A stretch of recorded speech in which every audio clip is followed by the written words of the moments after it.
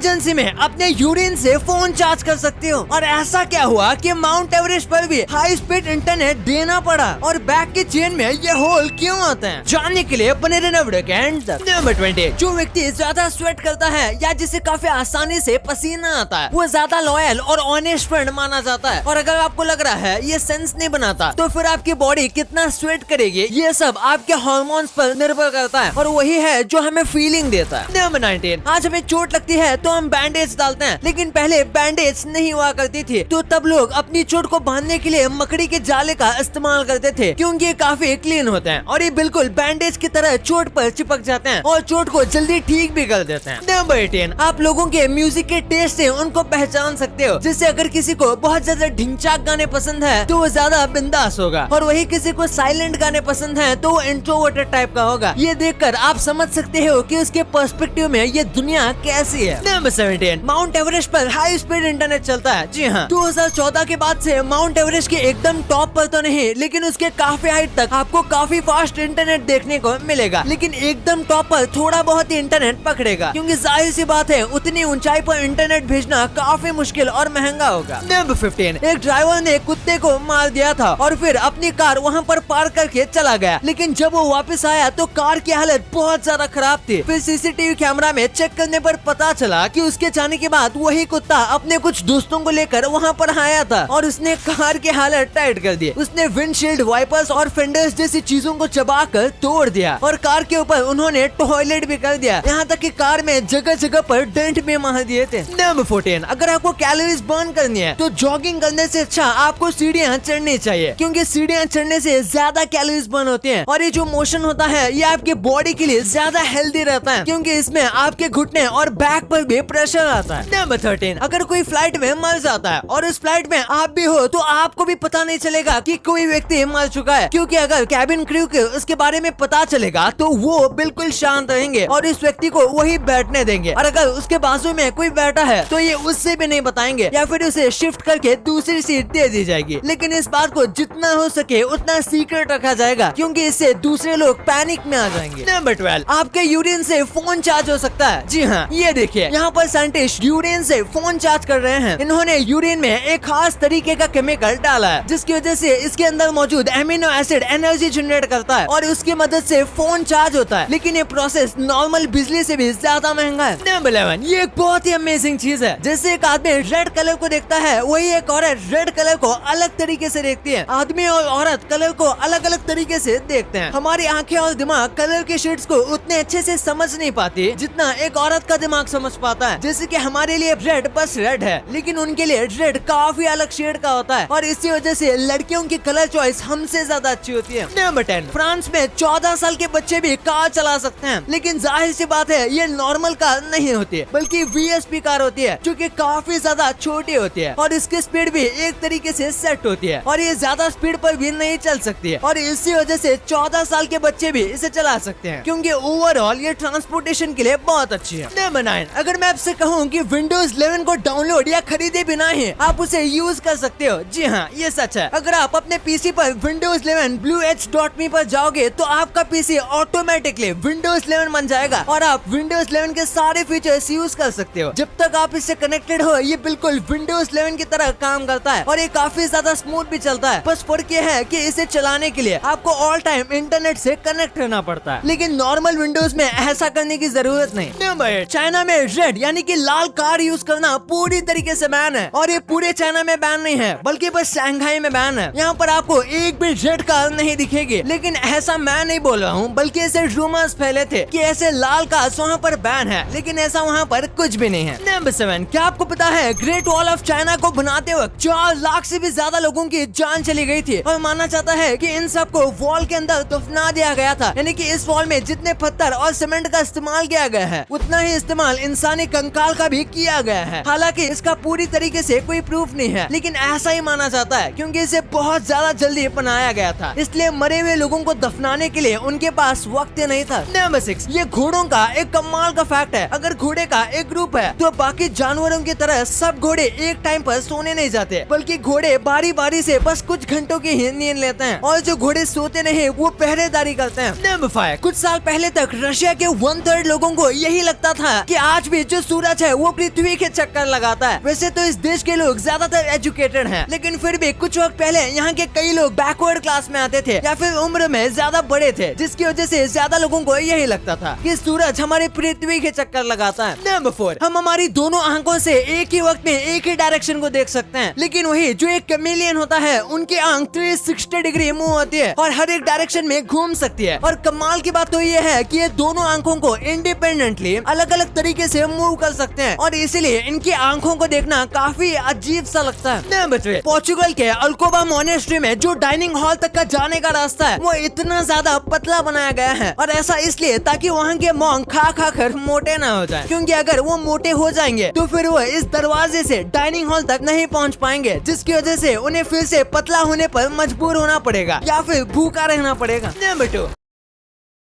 mini TV